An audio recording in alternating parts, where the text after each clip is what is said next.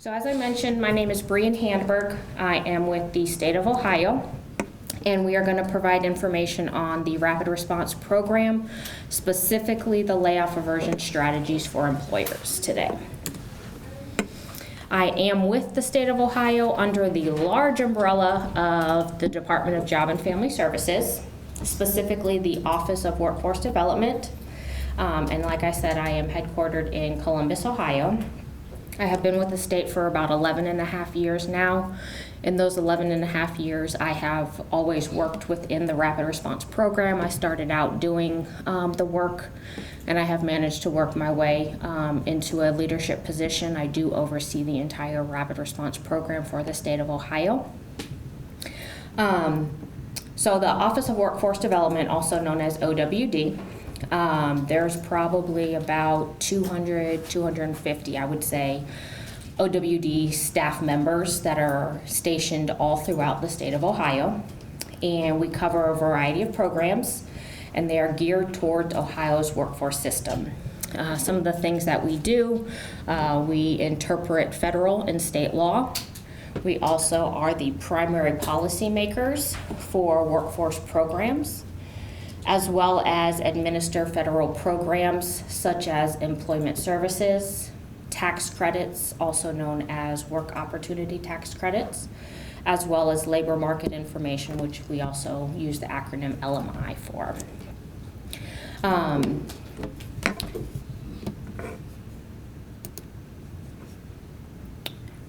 We support Ohio's workforce development boards in operating Ohio Means Job Centers.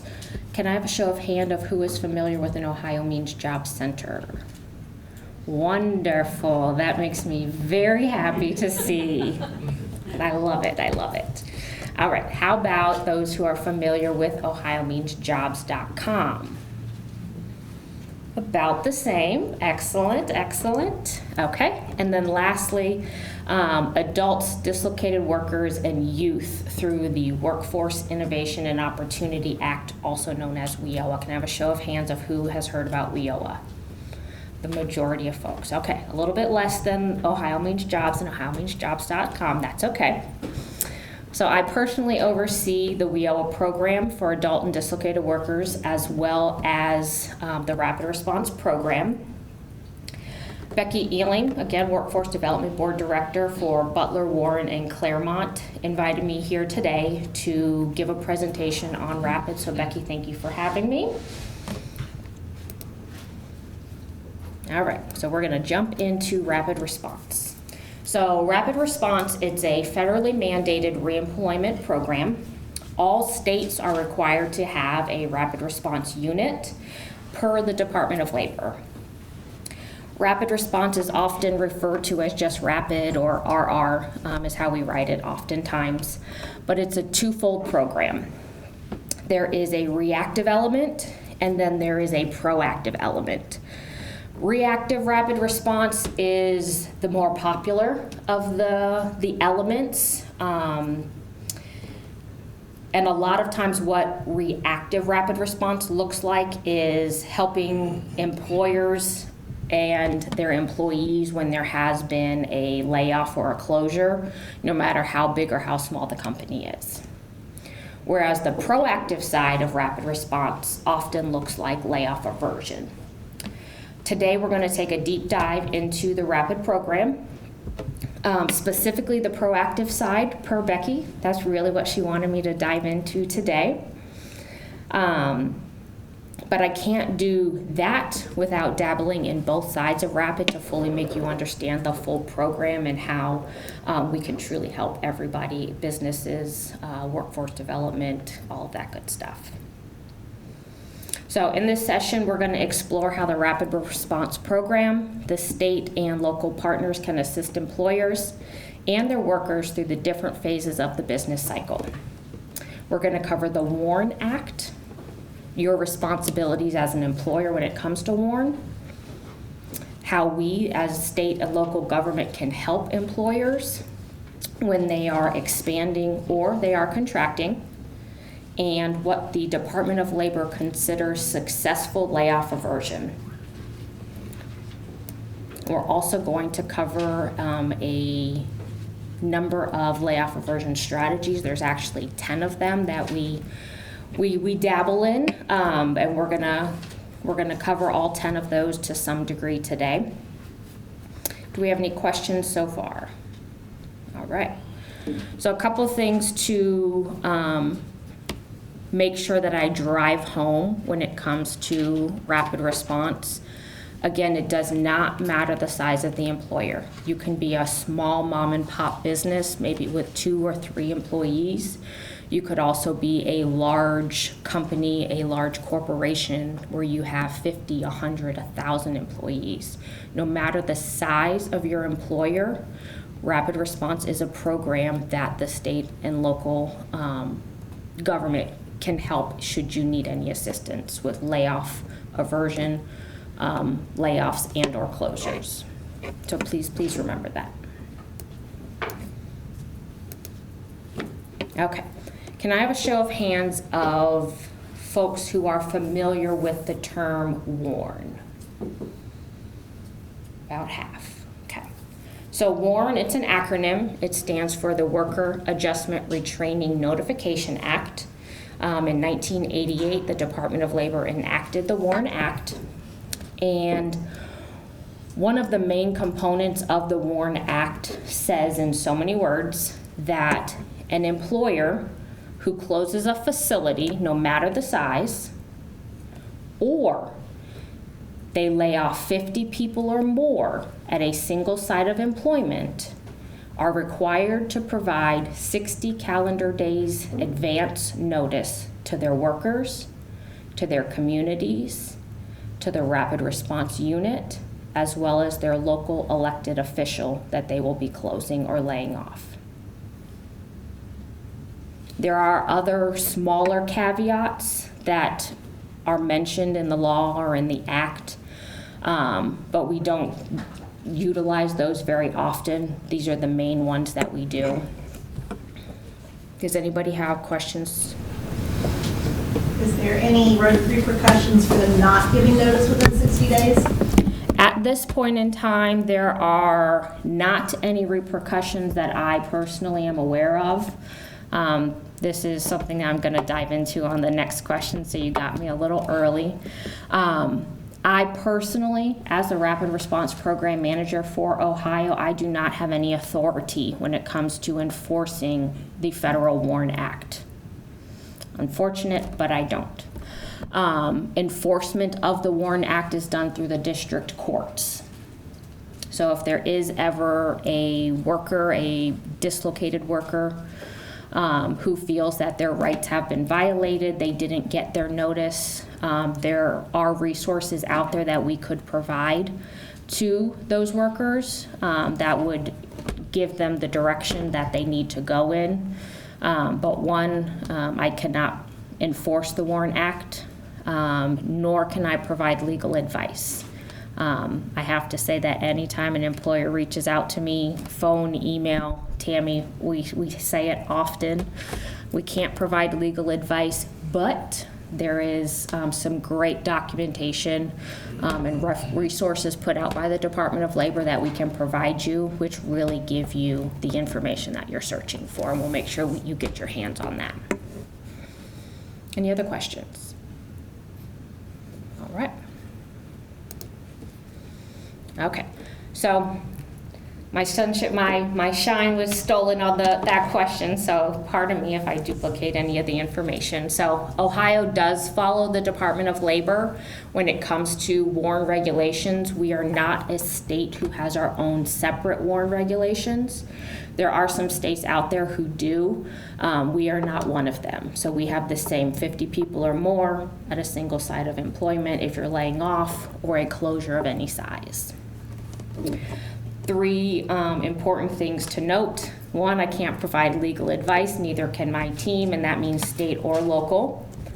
I cannot enforce the WARN Act. That is done through the district courts. And Ohio does encourage all employers, no matter the size, to submit a WARN notice, whether you meet those thresholds I mentioned or not, the 50 or more at a single site of employment. The reason we encourage employers of all sizes to submit a WARN is because providing that advance notice truly is a benefit to those people who are being laid off. We call them impacted workers. We call them potentially affected workers, dislocated workers. They go by a number of names. But providing them that notice is truly beneficial for them, their families, and their communities. Imagine if you were somebody who was being laid off and you were given a week's notice, or you were given notice the day of. It is absolutely like petrifying information to receive. If you've ever been laid off, I myself have been laid off. And it's absolutely detrimental. You know, it stops you in your tracks and panic sets in. What am I going to do? How am I going to support my family? How am I going to pay my bills? How am I going to keep a roof over my head? All of these different things. So the more notice that you can provide your workers, the more time the message can set in. It can allow them to do research. It can allow them to utilize the Ohio Means Jobs centers. It can allow them to use the OhioMeansJobs.com website. It allows time for our team to engage with those employers and their workers to provide the different services that we offer that truly can help them become reemployed quicker. So again, employers, no matter the size, Ohio will encourage you to file a WARN notice. Any questions? Right? So if you ever, there are some employers in here, so if you ever find yourself in a situation where you are going to be laying off or closing, please don't hesitate to reach out to those individuals who introduce themselves. So Nicole, Eric, pardon me for forgetting the other two names. Who are the other ones? Josh and Amy. Okay, there we go. Right here on the screen also is the email to our state rapid response forward-facing website. Tammy and I monitor this email address. This email address gets a lot of emails throughout the week. We get emails from employers, from employees, people who are seeking information, maybe who feel that their rights have been violated. Employers asking, do I need to file a WARN? I don't meet the threshold. We get lots of emails within that box. So if you guys do have any WARN specific questions, and you want to submit them there, you can, but the individuals that we have named out should be able to assist you, but this can also be a resource for you as well. I am technically considered the WARN subject matter expert. Like I said, I've been with the state for 11 and a half years, and during that time I have dealt with WARN the entire time. Our teams are very knowledgeable as well. So again, if you have any questions, please don't hesitate to reach out to any of us with that. WARN notices do need to be sent to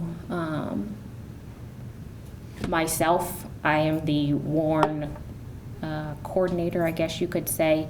If you go to the Department of Labor's website, they have a map of all the states, and they will identify all of the WARN coordinators for each of the states. So employers from all over the state of Ohio. Sometimes we have employers from outside the state of Ohio, maybe who have remote workers that work in Ohio. They will send their PDF version of a WARN letter to that WARN mailbox so that we can get it processed. We process it all internally. There is a forward-facing website in which WARN information gets posted. It is public information. So if you as an employer were to submit a WARN notice, we will process it internally, and then it will appear on our forward-facing website with a PDF of the WARN document that you did submit to us. That website gets a lot of traffic. We get a lot of traffic from news reporters. We get a lot of traffic from other employers, maybe who are looking to hire talent. We also get a lot of traffic from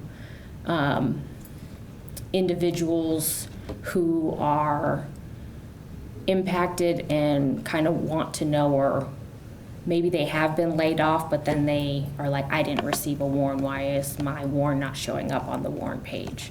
And the rule of thumb basically is if it's not on the warn page, chances are we didn't get it.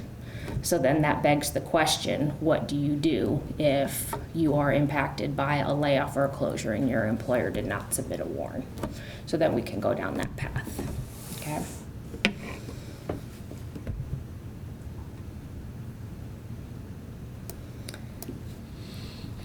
And then this link is also, you heard me mention that the Department of Labor puts out two very, very good resources regarding WARN. One is a WARN document, and it's hyperlinked here. And Becky, I know you have a copy of this PowerPoint presentation, so if anybody would like a copy afterwards, we can make sure you guys get it sent so you have the links, all the information, whatever you need. The Department of Labor puts out two guides surrounding WARN notices. One is for employers, and then one is for employees. And basically it's for, like, well, let's dabble in the employer one for a moment. So when do I need to submit a warn? How do I count the number of people? How do I determine who needs to be counted under a warn notice? What needs to be included in the warn notice that I'm submitting? What happens if I can't provide 60 days? Who do I need to send it to? What happens if there is a change in the date? The layoff, changes, or we have to extend the date, things of that nature. All of that information is covered in this guide, and the same variation of that information for employers, or for employees, is also available in their guide as well. Very, very useful. So if you do find yourself in a situation, chances are we're going to send you this guide right here so that it can answer all of your questions regarding layoffs and closures. When you file a WARN notice, we will also ask you if you want to file what is called a mass layoff number. A mass layoff number is different from a WARN notice, although they do sound very similar, and they have that term mass in them, which means to us at the state level 50 people or more. But a mass layoff number is actually handled through the Office of Unemployment Insurance Operations. We call it OUIO, or the Unemployment Office. Basically, all employers who are laying off, again, no matter the size, don't be discouraged by that term mass, okay? All employers are encouraged to file for a mass layoff number. The reason being is it is beneficial to you and to your workers when it comes time for them to apply for unemployment benefits. So basically, when you apply for a mass layoff number, we put you in contact with the Office of Unemployment Insurance, and they will gather information from you, such as the names of the people being dislocated, their social security numbers, and maybe some other smaller demographic information. And that information gets put into the system. It then generates a mass layoff number, which I think, Nicole, is it like 7 digits? Something like that? Something like that. It's a small number. And basically what we do is it prints out a list of instructions with your official mass layoff number. And as an employer, what you do is you send that to all of your employees who are going to be laid off, so that when it comes time for them to file for unemployment, they will enter their information and that mass layoff number. So when they go to file, all the information is already preloaded in the system. That means that when Tammy Netzer goes to file for unemployment from Becky Eeling's company, Becky is not going to get a packet of information mailed to her to verify that Tammy was in fact laid off. This is why she was separated, and then Becky has to then mail the information back. all the information is already in the system, so it's automatic. Therefore, it is ease of filing. It speeds up the process for when people do apply for benefits, and it can speed up the waiting time. And Becky is not overloaded with, say she has 100 people that worked for her company and she laid off all 100 of them. Becky would get 100 individual packets mailed to her to complete for the separation for all those people. But if you file the mass layoff number, you already did that information on the back end and uploaded it into the system. So it's already there. It takes a lot of stress and pressure off of Becky. It helps Tammy as a dislocated worker, knowing that it's going to speed up her process a little bit faster. But the catch is with the mass layoff number is when Tammy does file for her unemployment benefits, she has to put that mass layoff number there, because if she doesn't, unfortunately, you bypass that magic process and those paper documents are going to get sent to the employer. So again, if you ever find yourself in a situation, Nicole is going to be a great resource. She will make sure you get the proper information to reach out to the Office of Unemployment Insurance to make sure you can file a mass layoff number. And again, we encourage it for all employers, no matter your size, okay? You heard me mention that RAPID is the twofold program, the reactive and the proactive side.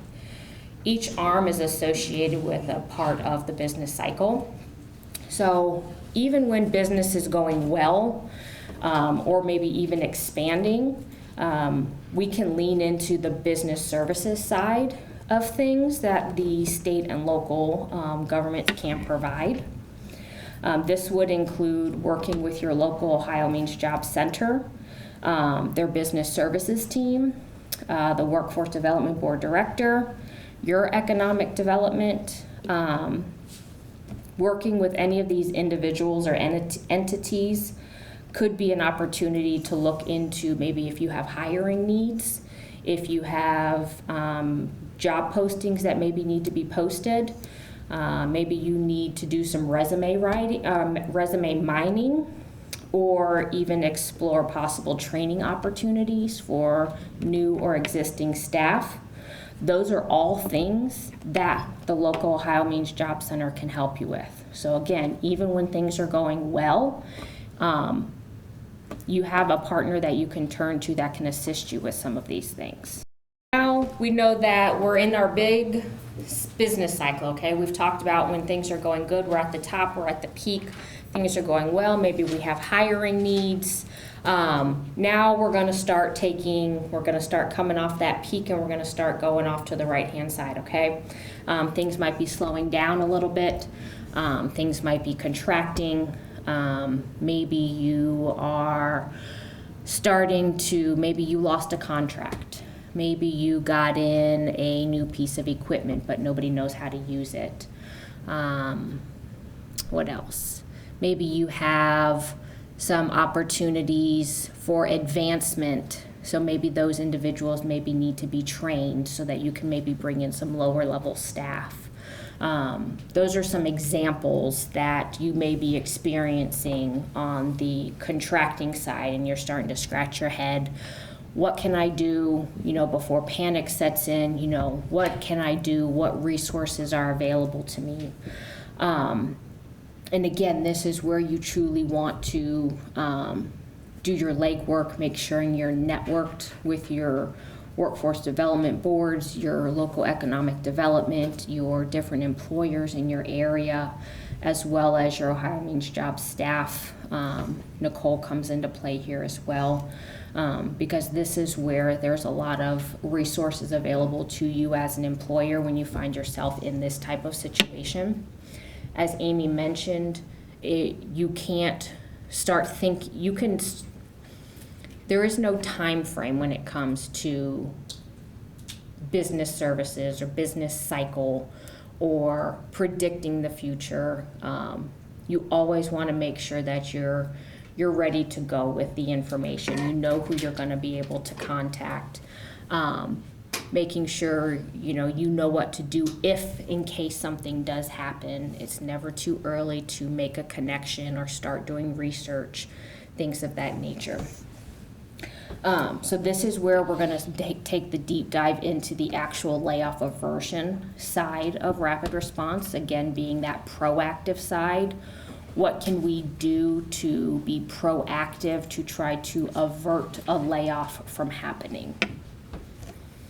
So layoff aversion, by definition, is a series of partners and services who provide a range of strategies that can save jobs and increase economic productivity by preventing or deferring a layoff, shortening the duration of unemployment, and minimizing the negative impacts on workers and employers in the community.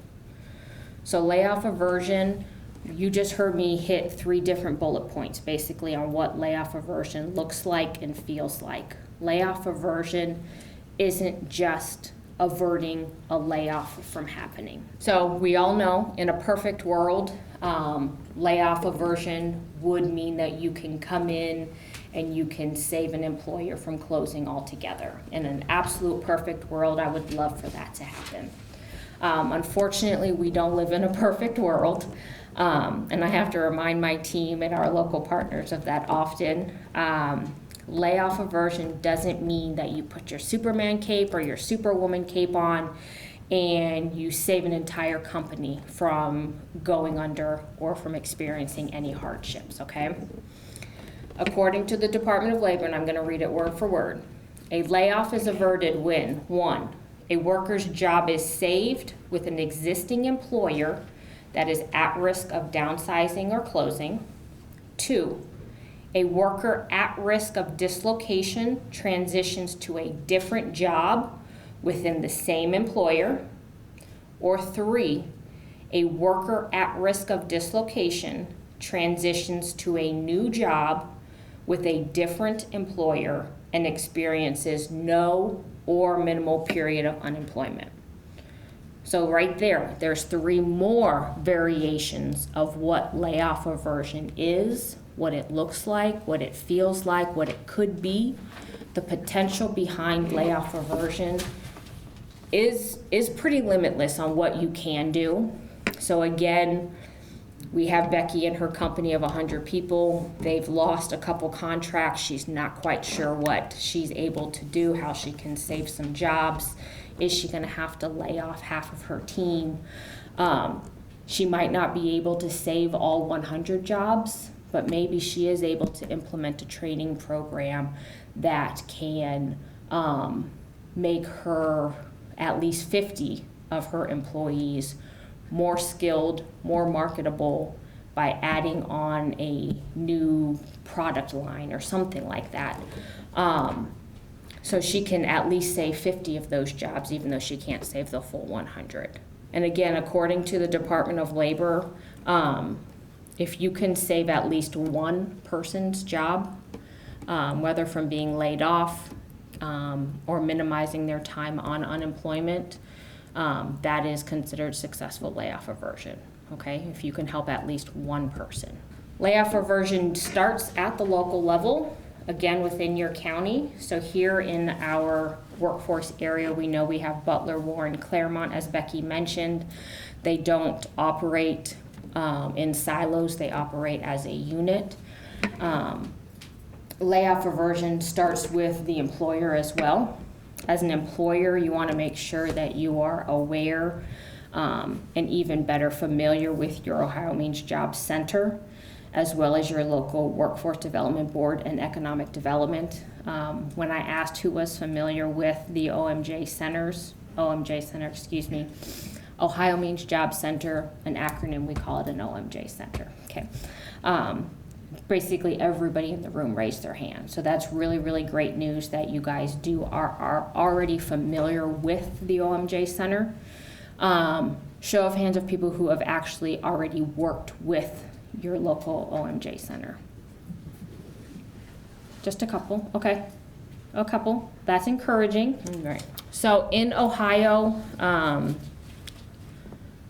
according to the Department of Labor. So all states are required to have brick and mortar locations to where they can serve the public, employers, again, adults, youth, dislocated workers, etc.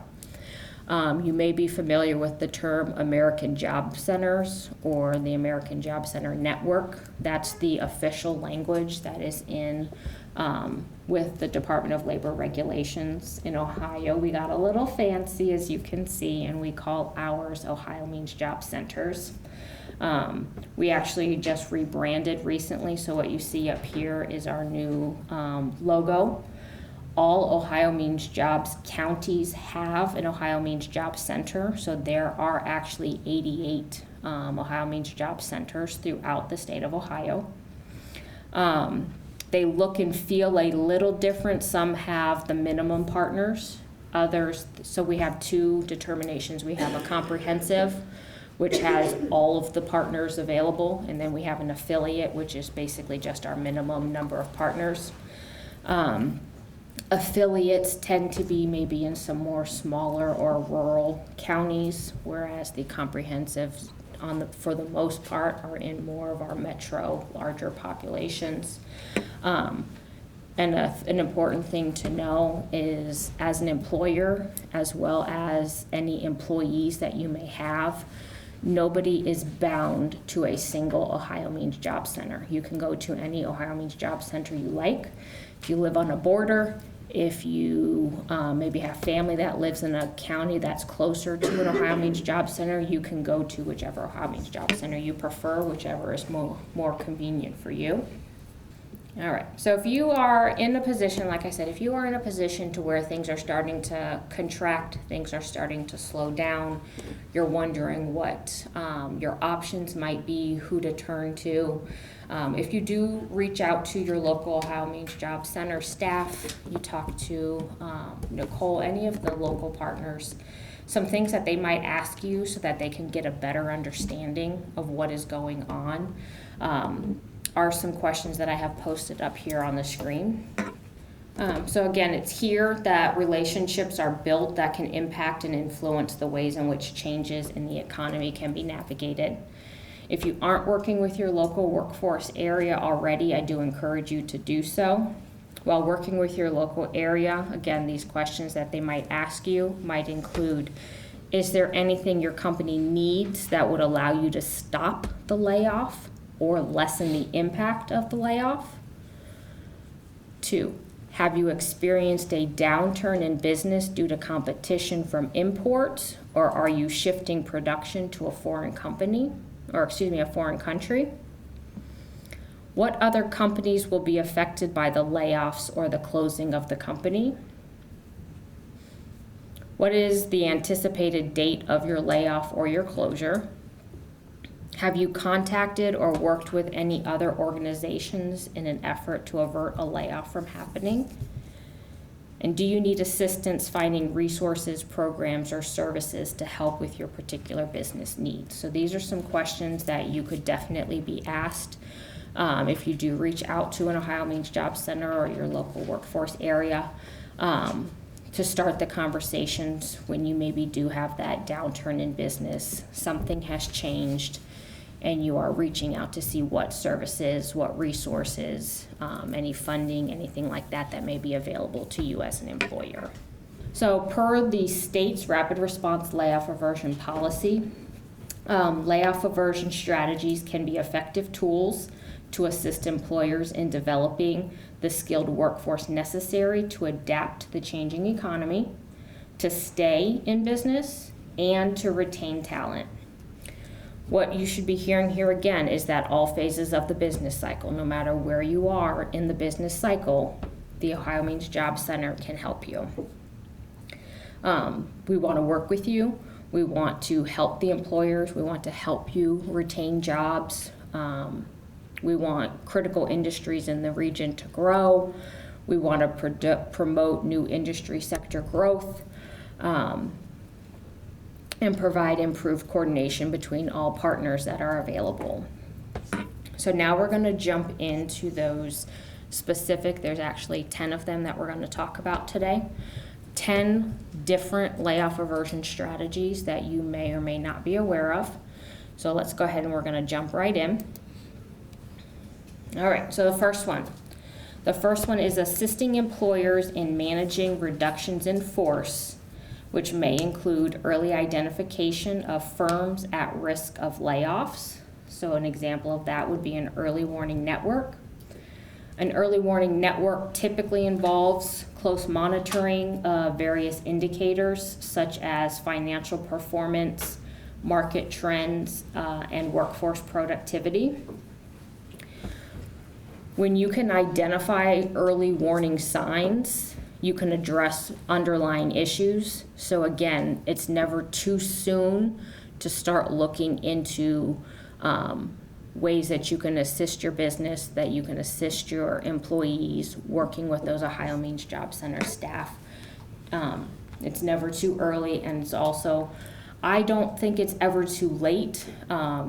Can we save the entire company from going under? We're darn sure gonna try. But if we're not successful at that, maybe there's other things that we could accomplish in the meantime. Another strategy is assessment of the needs of and options available to at-risk firms, such as asset mapping, employee buyouts, and succession planning. Asset mapping can help you identify resources, strengths, and tangible resources, as well as intangible assets. And it helps identifying strengths and opportunities that may be available. Next, we have the delivery of services or referral to other resources and providers to address the assessed needs. So again, at the Ohio Means Job Center, as Amy mentioned, there are several different partners, and being able to have conversations or be referred to, they might not have the answer for everything, but they know who that they can at least refer you to for those additional conversations, those resources, things of that nature. All right, so next up we have ongoing engagement, partnership, and relationship building activities with businesses in the community to create an environment for successful layoff aversion efforts and to enable the provision of assistance to dislocated workers in obtaining reemployment as soon as possible, as well as funding feasibility studies to determine if a company's operations may be sustained through a buyout, employee ownership, or other means to avoid or minimize a layoff. With feasibility studies, they typically involve market research, cost analysis, and risk assessment. And these findings can truly help stakeholders make better informed decisions and help minimize the risks that may be coming down the path for them. Next up, we have incumbent worker training. So incumbent worker training is one of Ohio's definitely more popular layoff aversion strategies. It is one that is commonly used, not as common as I would like it to be, but we definitely have some great opportunities when it comes to incumbent worker training, and I really want to educate you guys on that part today. So the official definition, according to our state policy, is an employed individual who meets the Fair Labor Standards Act requirements for an employer-employee relationship or has an established employment history with the employer for 6 months or more, or is a member of a training cohort in which most of the workers have such an employment history. So basically, someone who's currently working for the employer, or they're part of a group where at least half of them have already established 6 months worth of work history. All right, so the official definition, according to state policy, what is incumbent worker training? It is training that is designed to meet special requirements of an employer or a group of employers to retain a skilled workforce or avert the need to lay off employees by assisting those workers in obtaining the skills necessary to retain employment. Incumbent worker training is conducted with the commitment of the employer that they do retain the employees or avert the layoff of the incumbent workers who are being trained. So basically, again, an example that we have here is, again, let's say Becky has her company and she has 100 employees and she wants to figure out a way that she can remain competitive in the job market. She can still be profitable as a business, but her employees just don't have all the skills that they need to remain relevant for her to continue on. So maybe she does need to obtain a new piece of equipment. Maybe she needs to open a new production line. Maybe she needs to upskill her current staff so that they can maybe start bringing on a new product.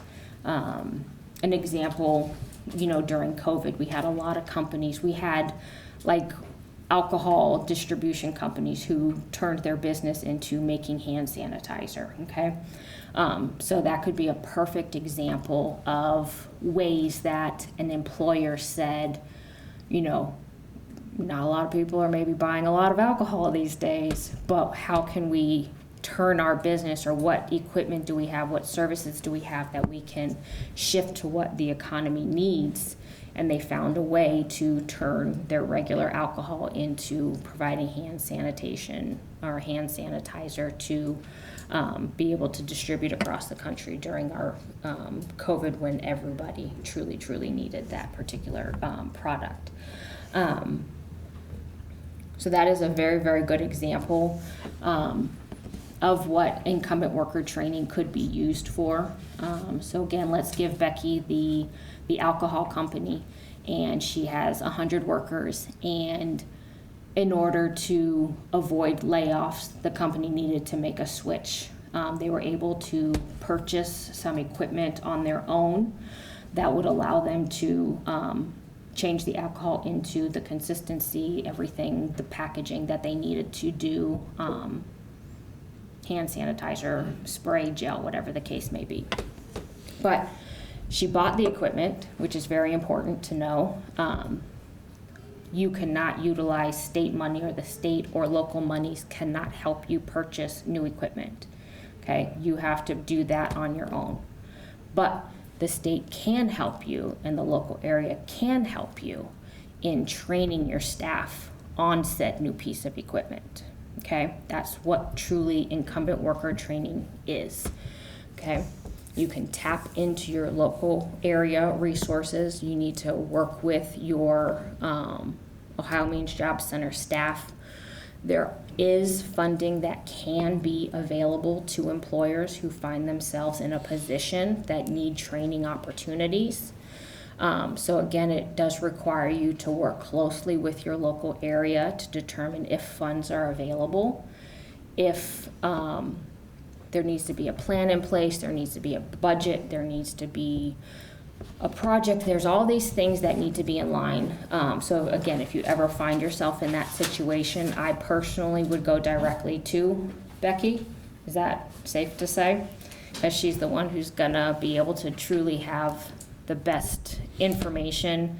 If she ever needs to put in a request for some additional funding to be able to assist an employer, she's the one who's going to reach out to me personally to make that request. Becky had 100 people. She wanted to make sure that she could try to save as many jobs as possible by changing gears, doing hand sanitizers. The 100 employees needed to be retrained, but when she thought about it, they're not going to need all 100 people to make the hand sanitizer. They're only going to need 50. So unfortunately, she will be experiencing some sort of layoff. So she will need to let some of her employees go. But in order to maintain the remaining 50, she needs to make sure that they are trained properly on this new piece of equipment. They know how to use the new equipment. They know how to produce the new product that will be coming out of their line. So there is an opportunity that training can be provided to your employees. If there is a financial need, again, if you guys are not able to foot that entire bill for training, that is a conversation that you can have with your local area, specifically Becky, and she can see what other additional opportunities may be available to you. I'm not sure that everybody in this room is aware that that is something that you can tap into. That, again, there may be state and local funds that could be available to assist you if you're ever in that position. All right, so I'm going to go ahead and jump back into incumbent worker training. There's just one other thing I wanted to make sure that I mentioned. You heard me say that incumbent worker training is one of our most popular layoff aversion strategies. The reason it is popular is because it is effective when it is utilized. A question that you guys may be thinking is, what happens if I need the training, I do the training, and I'm not able to stop the layoff from happening? I'm sure that's a question that many of you have. When you are working with your local area, if you are tapping into potential funding resources available, I have to have basically your word to say that without this training, that the layoff is inevitable, but with this training, it may be able to prevent the layoff from happening. That is what we need from you as the employer.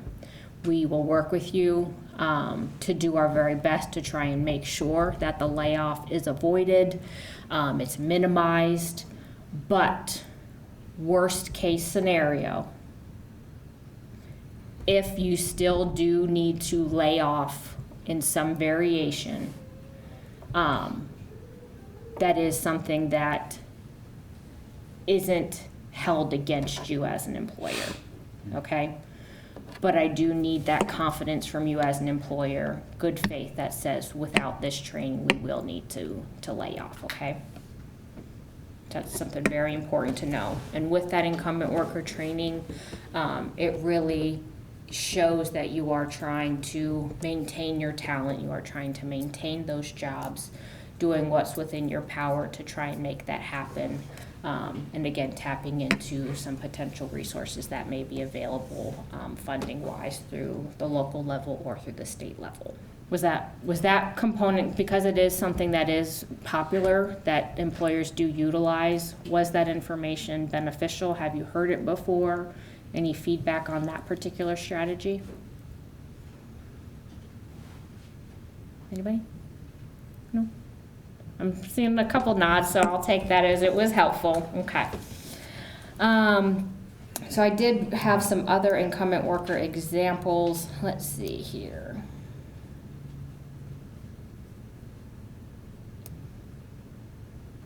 I know I came up with the one off the top of my head for the alcohol thing. So one example I have written down, you are a small business and you want to remain competitive in a market saturated with larger employers. You have done some research and you determined that in order to increase productivity and competitiveness, you can upskill your current workforce and they obtain a certification. It would allow you to begin producing another line or product. Without the new line, your small business may not be able to thrive in the current economy. You may be forced to lay off some individuals. So I think that's a perfect example of the alcohol distribution and hand sanitizer example that I provided. Some things that will be looked into if you do engage with your local area for incumbent worker training. There's going to be some research done. Again, applications need to be filled out, proposals need to be made, things of that nature. Some factors that come into play regarding eligibility for this type of funding opportunity, it's outlined in our state policy. There can't be any disqualifying factors, such as if a business is currently disbarred, has outstanding tax liability, doesn't have all required licenses needed to conduct business within the state, or any outstanding criminal fine. So those are some examples of things that could make you as an employer ineligible for this opportunity if you have any of those, okay? And it's the due diligence, the local area has to do their due diligence to make sure that none of those things are in place. Okay, so another example I wrote down. If you are an employer and you have extremely outdated equipment at your facility, you recently upgraded a piece of equipment on your main line, but no one knows how to use it. If your employees do not learn how to operate this new piece of equipment soon, you will lose your already limited contracts and you may be forced to lay off or close. All of the same information I provided previously applies, but this is another way that employers may be able to use funds from the local area and the state. And again, that important piece to know is that you cannot ask the local area or the state to purchase any equipment for you. That equipment has to be purchased with your own money, but we can provide training on said new piece of equipment. Okay. Some other less specific examples I have written down. An employer experiences ongoing losses or declining sales that are likely to be mitigated by incumbent worker training. A significant share of the employer's revenue is derived from contracts or agreements that risk being discontinued if worker skills are not upgraded to complete the deliverables. Successful implementation and operation of new equipment or technology necessary for the sustained viability of the company requires specialized or intensive worker training. It's important to note that incumbent worker training for layoff aversion purposes must be used to avoid imminent layoffs. We have to make sure that that's the case. So the next strategy I want to jump into, and you heard us mention it, is Shared Work Ohio. So Shared Work Ohio is Ohio's name for what is considered short-time compensation. This is our other pretty successful layoff aversion strategy that is often used by employers within the state of Ohio. So, show of hands, who is familiar with short-time compensation or Shared Work Ohio? Wonderful. Just one person in the back. Okay. So, in Ohio, we call it Shared Work Ohio. And Shared Work Ohio is a voluntary layoff aversion program, but it's offered through the Office of Unemployment Insurance Operations. Shared Work Ohio, what it does is it allows workers to remain employed and employers to retain their staff during times of reduced business activity. Under an approved Shared Work Ohio plan, a participating employer reduces the number of hours that the affected workers work in a uniform manner. You can reduce the hours worked anywhere from 10% to 60%. So what I want to do is I want to jump back to Eric and his question about can you do incumbent worker training and Shared Work Ohio at the same time. So again, we're going to keep coming back to Becky and her 100 employees, okay? So Becky knows that hours are being reduced, the number of orders she's putting out, business has slowed down, but she still feels like she can hold on to all 100 employees, but she may need to reduce some of their hours until business picks back up again, okay? So let's say Becky identifies 50 of her 100 employees and she says, I'm going to uniformly reduce those 50 people. I'm going to reduce their hours by 50% until business picks back up. They work 40 hours. I'm going to reduce them to a 20-hour-a-week work shift, okay? Becky can then apply for a Shared Work Ohio program, and Shared Work Ohio, what it does is those 20 hours that were reduced, Shared Work Ohio can help pay the wages of 50% of those 20 hours. So the workers are working 20 hours, and then the Shared Work Ohio plan can help pay for 10 of those hours. So these people are still employed, working 20 hours, but being paid technically for 30 hours with the help of Shared Work Ohio, until hopefully business gets back to normal and they can go back to a full 40-hour-a-week schedule. Tammy, do you want to chime in on anything? Okay, so this enables you to keep your workers that are trained instead of laying them off and they're going to go look for other jobs, right? So you don't want to lose your workers. So this will help you retain those skilled workers. Plus, they get to retain their health benefits, their vacation, and that kind of thing. So it's a really good program for you to be able to retain your workers. The one thing about shared work, though, is that there is more responsibility on the employer side than there is on regular unemployment. So you would need to report the hours that each of those workers work each week that are part of that Shared Work Ohio plan. And Shared Work Ohio has a spreadsheet. They make it really easy where you can put all of the workers' hours in and then upload it to the Ohio job insurance system through your account. But you do need to do that, and then the worker comes in behind you and certifies or verifies that what you put in, the hours they actually worked, is correct. And then they get paid, like Brian said, about 50% or half of the missing hours that they did not work. So it's a really good program. So it truly is a win-win for both the employer. Like Tammy said, you can keep your talent. We know that is one of the biggest costs that employers face, is the training of employees. So if you can keep them on and not lose them and have to bring somebody new on, that's a win for you as an employer. And then as the worker, they still have a job. They still have their benefits that they can use to take care of themselves and their family. Becky, you had a question? Is there a timeline on how long Shared Work Ohio can be obtained for an employer? My team, go ahead. 52 weeks. So, yeah, so when someone files a claim for Shared Work Ohio, their claim is good for a year, basically. It has a benefit year-end date. And they still get a monetary determination, which tells them, this is how much money you have on that claim.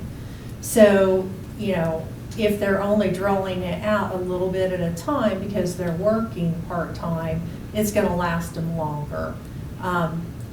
If they would be on shared work for 3 or 4 months and then the employer decides, I have to totally lay you off, they're going to be on that same claim, but then they're going to file a new application that says, now I'm laid off full-time, and they're going to draw from those same benefits, only now the money's going to be coming faster and their account's going to dwindle quicker.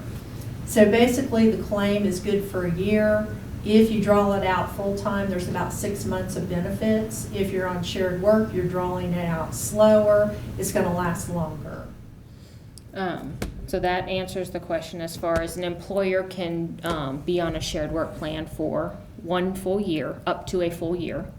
There are employers in Ohio who are repeat Shared Work Ohio customers, that they come back year after year and utilize it.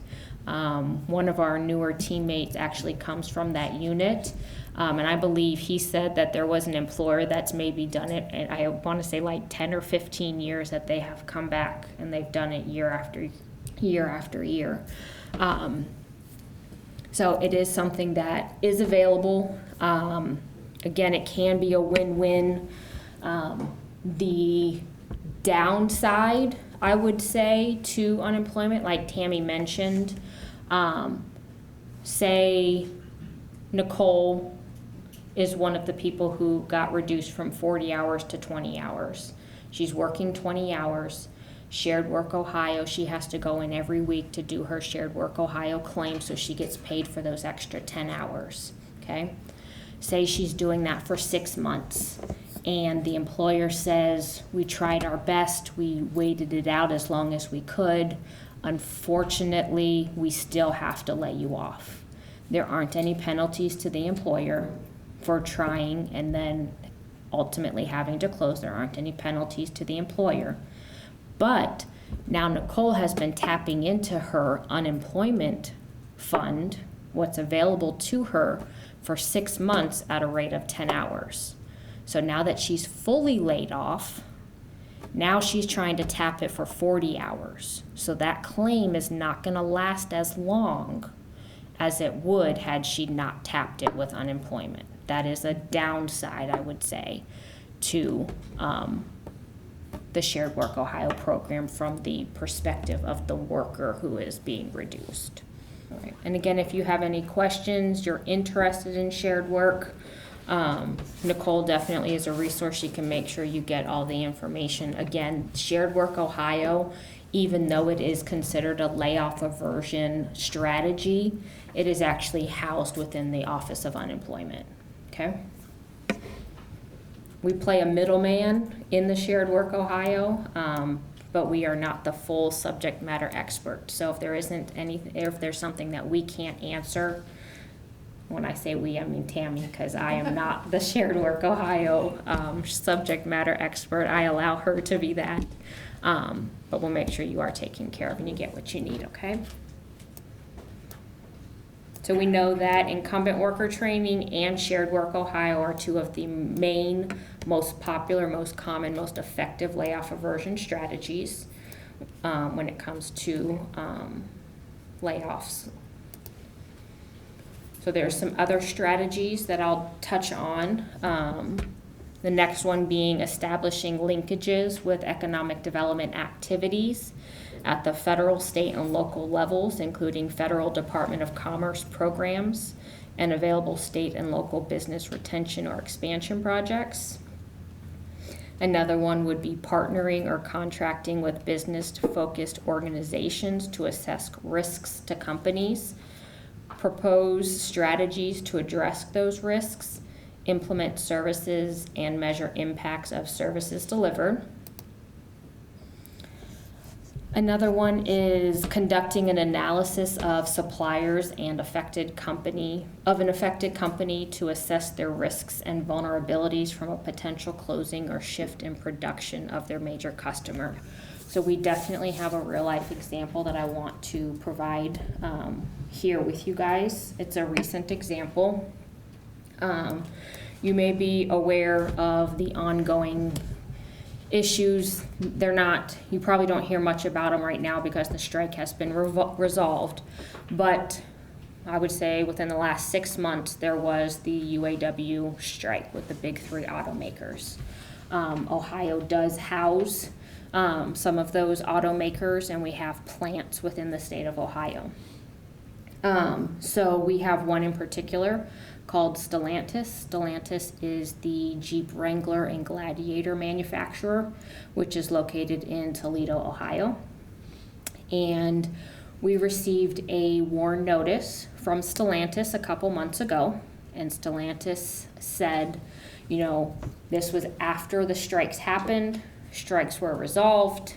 Here comes a WARN from Stellantis saying, now that we have accommodated, you know, the strike, these are my words, not theirs, okay? Now that we are in a position, Stellantis says, I still need to lay off 1,200 people in February, even after all of this has gone on, the negotiations happened, all this kind of stuff. I still need to lay off 1,200 people, okay? So the state and local areas are representative up in that area. Nicole's equivalent, her name is Lana. Lana worked with the Workforce Development Board Director. Her name up there is Tanya. They worked diligently amongst themselves. They tried tremendously to work with the employer, to get the employer to work with us. The employer was pretty hush-hush. They didn't really return phone calls.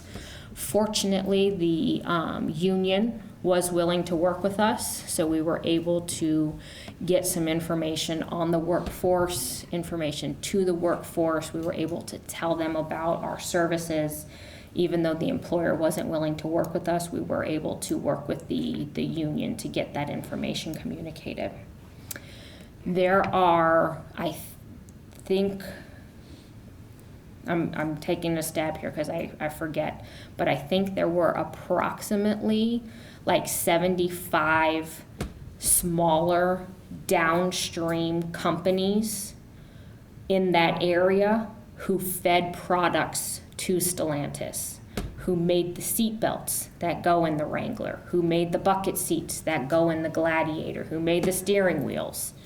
So now that you have Stellantis, who's laying off 1,200 people, you also have these 75 smaller companies who are going to be at risk of closing as well, because Stellantis is their main company, or is their main contract.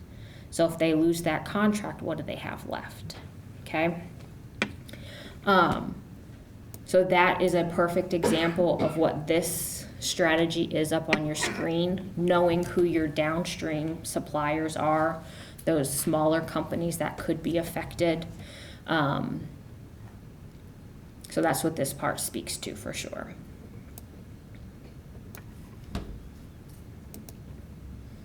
Okay, I think I have a couple more strategies left of the 10, and then we're gonna jump into the reactive side of rapid. So these last two layoff aversion strategies.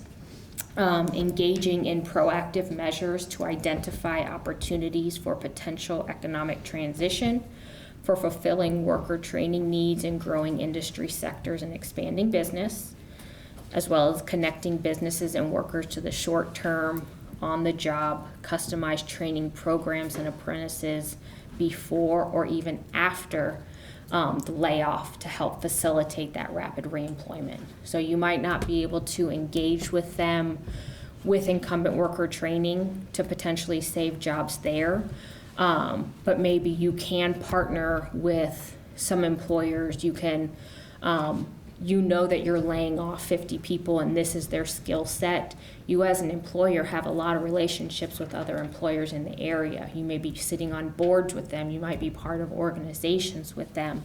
And you may know that they do this particular job duty, and you're like, my people are a perfect fit. They have the same knowledge, skills, and abilities. As an employer, you can work with that employer and say, hey, I have these 50 people. Do you have hiring needs? You can help facilitate that transition. That new employer can potentially tap into other training resources that are available through the state and local area to train new staff, to secure those people. So there are additional resources and training available outside of just that incumbent worker training for you specifically with that. So we've spent the first part, or the majority of our session so far, on when things are going well in business, when things start to take a downturn, okay? So let's say you as an employer, you've done everything that you can do. You tried Shared Work Ohio, you tried incumbent worker training, or maybe you just lost so many contracts, it got away from you, you didn't have enough time to implement resources, and unfortunately you are faced with the fact that you do have to do a layoff or a closure, okay? So now we are in the position to where we are in the reactive side of rapid. We are reacting to the layoff or the closure that is actually going to be taking place. Rapid services can definitely still help. There's lots of services that are still available to you as an employer, but more specifically to your workers directly, okay? Our goal with rapid response, the majority of the work that we do falls in this category. That's very realistic, okay? Not a ton of employers take advantage of the layoff aversion stuff.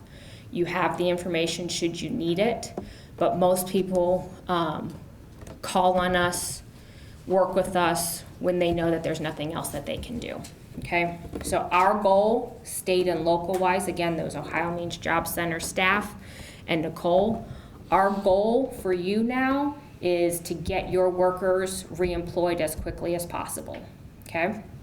That is our absolute goal. And again, all of the services that are offered through rapid response are of no cost to you as an employer, okay? So now we had those questions that we asked, when things were maybe contracting. Now we have some questions that may be asked to you when you know that your layoff or closure is unavoidable. Some questions that you can expect us to ask. Have the employees been notified of the layoff? Is this public knowledge? If not, when will it be made public? Do you have other facilities in the state that are affected at the same time or in the future? How many workers will be affected? What are the job classes, titles, and competencies of the workers who may be affected? Are the workers represented by a union? As the rapid response team, we want to know as much as we can about your workforce that is being laid off so that we can customize a plan that best suits them to get them to their next step. We acknowledge that not everybody's next step is another job, okay? Even though that's our goal, that's what we speak to generally, we do understand that people will retire. We do understand that some people may want to take a break. We understand that some people may be interested in maybe training, certification, education, something along those lines. But again, we really try to push the reemployment so that you have what you need when the time comes. You might not use it right now. Maybe you're taking a break for a few months, and then you're going to utilize those reemployment services, okay? So helping your workers get reemployed as quickly as possible is good for them, their families, the community, as well as you as the employer. We know that most laid off workers will apply for unemployment benefits. Not all of them, but most of them will. And as an employer, you pay into unemployment depending on how many workers that utilize unemployment. That could impact your unemployment rate in the future, right? So getting your workers reemployed as quickly as possible can help minimize the amount of time that they spend on unemployment, tapping into those unemployment benefits, ultimately impacting your bottom line as an employer to try and keep your rate as low as possible. And you may be thinking to yourself, like, I'm going out of business. What does it matter about my unemployment rate anyway? Well, guess what? What if you decide that you're going to sell your business? What if somebody comes in and expresses interest in wanting to purchase your business? Well, guess what? Unemployment rate, that new employer who may come in and try to buy your business or purchase your company, they absorb your unemployment rate. So if you can keep it minimized, that is a good selling point for that new employer who may want to come in and purchase your company. Okay, so it's not a dead end, lost cause, I'm going out of business, my unemployment rate doesn't matter. It still matters depending on your situation, okay?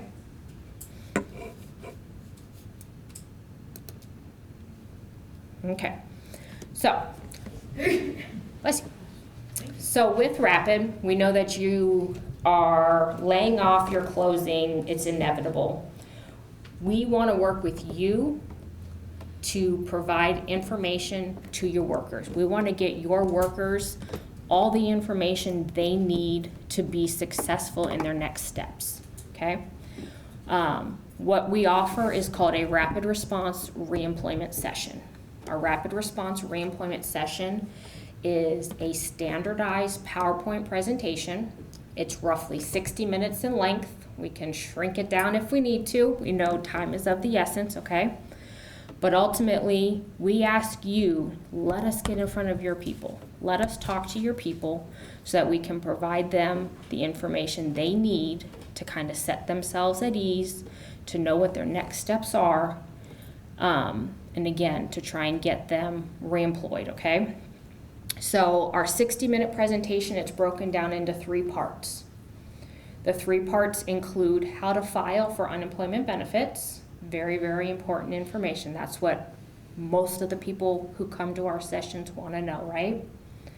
The other one is we talk about the Ohio Means Job Centers and what services are available to them now that they will be a dislocated worker. And third is an overview of that OhioMeansJobs.com website, which is Ohio's premier job search website. There's tools, and there's also 2 things that need to be done on OhioMeansJobs.com for somebody to maintain their unemployment benefits. It stems from House Bill 2 that requires them to post a resume and to have an active profile. Career profile. And have an active career profile on ohiomeansjobs.com. So those are 3 things that we cover in this 60-minute session. Has anybody here ever had a reemployment session? Good to know that you haven't had to use that, but please know that it is a huge resource, and by utilizing it, by allowing us to come in, it truly, truly helps your workers in their journey to their next steps.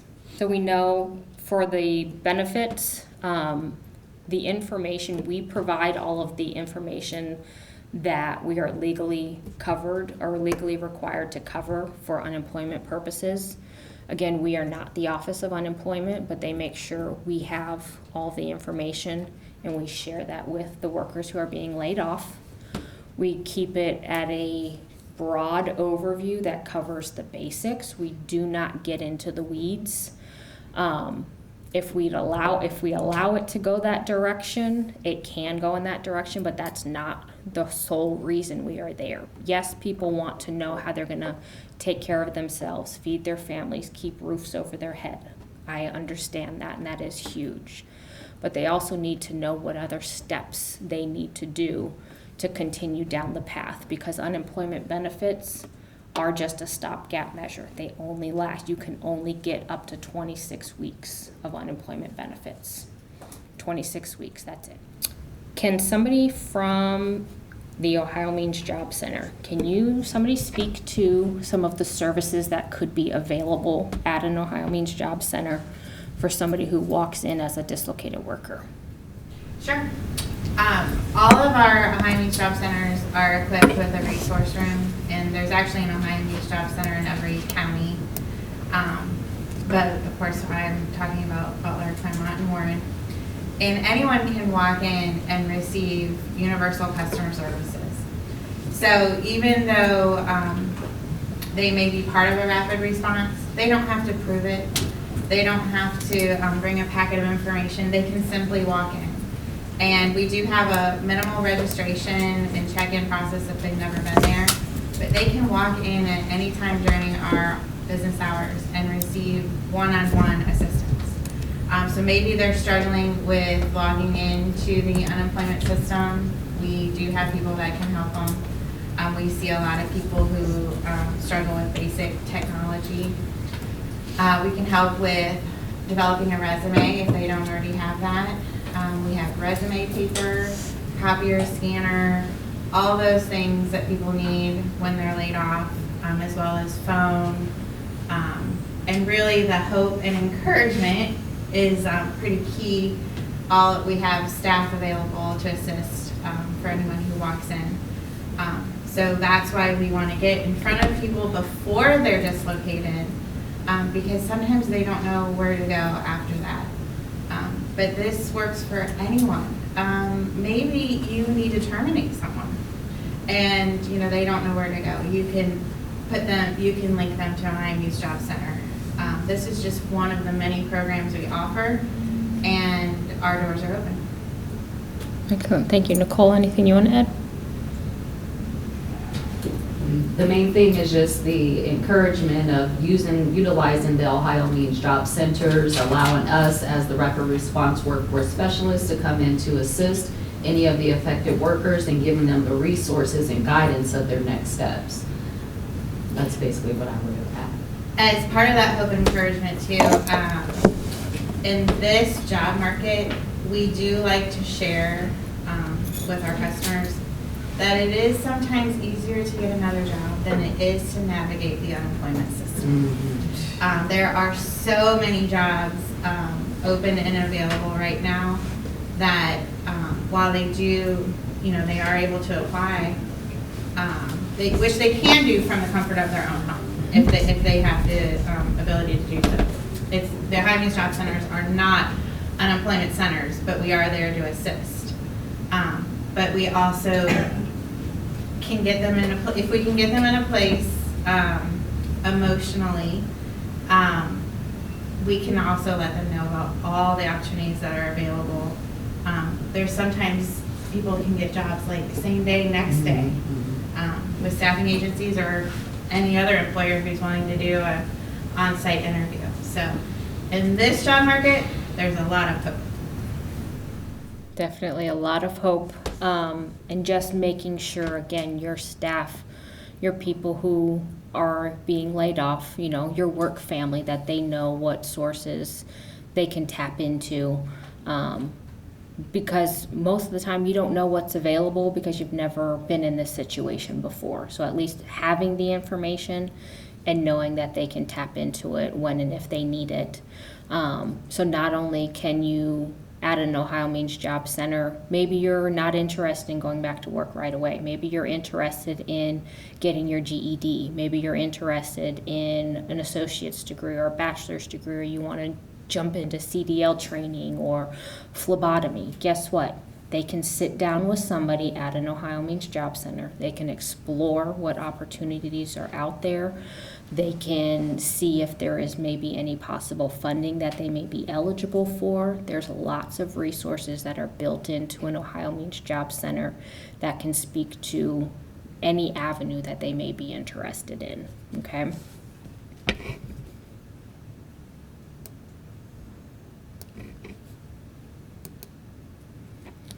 So why should I do a reemployment session for my workers? Why should you, as an employer, allow the state and local area to come in to provide this information? One, providing beneficial resources to assist in navigating their new job loss. It really, truly can help reduce stress and fears about what's next, what's to come. We have seen it lower tension. We definitely can provide our services to you anytime, any place. So let's say that you have a 24/7 facility, and the only time that, you know, production slows down a little bit, that you could get people off the line to be able to hear this information would be at 2 o'clock in the morning.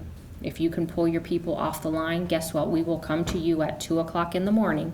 We will provide our 60-minute session for your workers, provide them with folders, information, all of that good stuff, so that they have what they need and they can get back to work. Ideally, we would love to provide the information on company time, if that's available.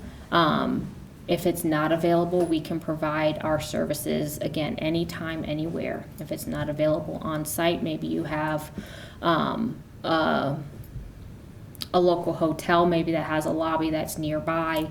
We can bring people into the Ohio Means Job Center. We can do what's called a on-site transition center, where we can set up a mini Ohio Means Job Center on site or around the corner from your employment site, to be able to, whatever we can do to help get the information to your employees, we are willing to do, okay? Again, our goal for you is to minimize their time on unemployment so that it can help your bottom line, but our goal for the workers is to get them, again, reemployed as quickly as possible so that they can get back to normal, they can get back into the swing of things, being able to fully support their families and not relying on the minimum unemployment benefits. Because minimum unemployment benefits, Nicole, I know you're probably most familiar, depending on your dependents, the number of dependents you have at home, what's the absolute maximum 580 that you can bring home a week on unemployment? And that's with, I think, 4 dependents. So chances are you're probably used to bringing home, what, 12, 13, 1,500, 100? 3 plus dependents, maximum weekly benefit amount is $787. $787, And which it's is, computed at half of your average weekly wage. okay. So again, unemployment is a stopgap measure. It's not the end-all be-all, but it is there to help during that transition.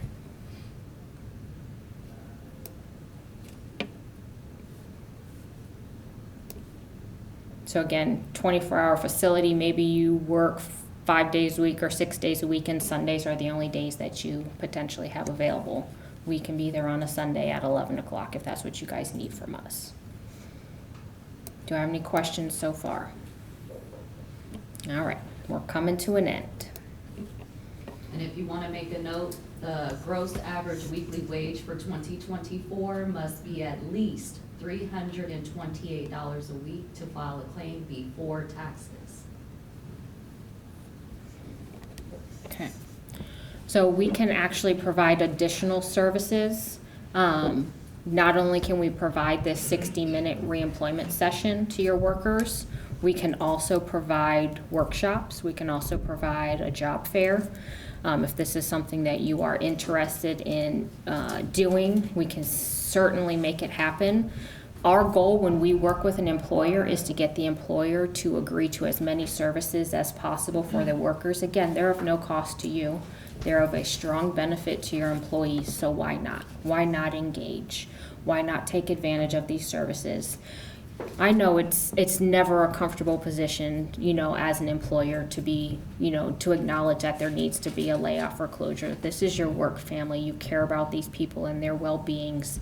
Here is a way that you can continue to show as much support as you can given the circumstances. So some of the workshops that we can provide, you heard Amy mention it. We have a lot of people who maybe have very limited computer skills. We have workshops for that. We have people who maybe haven't had to search for a job in a long time. We have job search assistance workshops. Maybe you don't have a resume. Maybe you have an outdated resume. We have a resume workshop for that. Maybe you haven't had to interview in a long time. We have an interview workshop. To give you some realities. So let's say that you have your workforce, the average age of your workforce nowadays, probably not too far off from maybe 40 to 55 years old as your average age, right? Let's say that the average length of time that they have been employed with you is about 20 years. Most likely they are too young to retire. Chances are that they probably did not have a resume when they were hired on with your company. Maybe they got the job because it was word of mouth or because their brother-in-law or their father worked there, and that's how they got the job. So now here they are faced with a layoff. They don't have a resume. They might not even know what a resume looks like, feels like, what to even do with it. They may think that, that's okay, I'm just gonna go pick up the newspaper and I'm gonna search for my job through the newspaper. Guess what? That's not where you find jobs anymore. They're not on the newspaper. They're not in the newspaper. There's very limited companies who allow you to just walk in off the street, say, are you hiring, and are taking paper applications. A lot of people are doing online job applications. A lot of these people have been with the company for 20 years. They're an older workforce, so chances are their computer skills are probably going to be limited. These are just realities, right? So you have all these things that are potential realities for you, and these are all things that we truly try to embrace. We welcome all of that because those are all things that we can address with Rapid Services, Ohio Means Job Services. So again, we can provide all of these things to your workers on site if you will allow us, or at least allow us to get them the information, and so that they have the information that they can walk into an Ohio Means Job Center themselves to take advantage of it. We have a lot of people who are employer-wise or people who are in the room who are familiar with the Ohio Means Job Center, so that's great. But the fact of the matter is a lot of our customers aren't necessarily familiar with an Ohio Means Job Center. We need you to help share that message, to bring that traffic in so we can assist the workforce, that we can assist our communities, we can assist our state, that we are doing everything we can as well to help you as an employer. So with all of that, I want to thank you all for your time, and I want to give a last opportunity if anybody has any questions, comments, concerns. If you don't have any that you want to speak in front of the group, I'm going to stick around for a while if you want to chat afterwards. Again, my name is Breen Hanberg from the state of Ohio, and I appreciate all your guys' time today.